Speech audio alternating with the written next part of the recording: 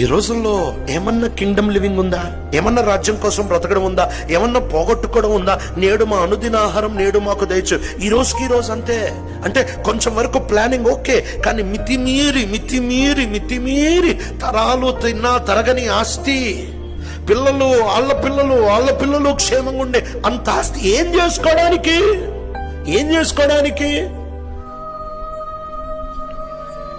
ఓ సేవకుడు ఇలా చెప్తుంటే వింటా వచ్చాను.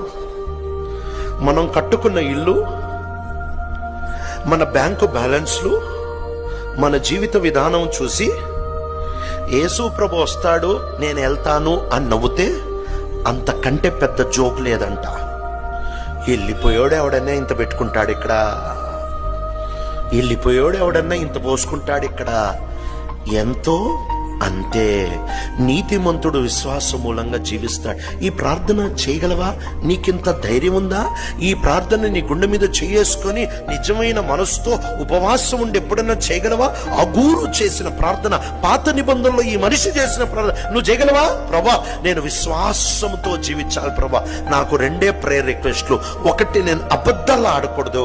2, నాకు ఎక్కువద్దు, నాకు తక్కువద్దు.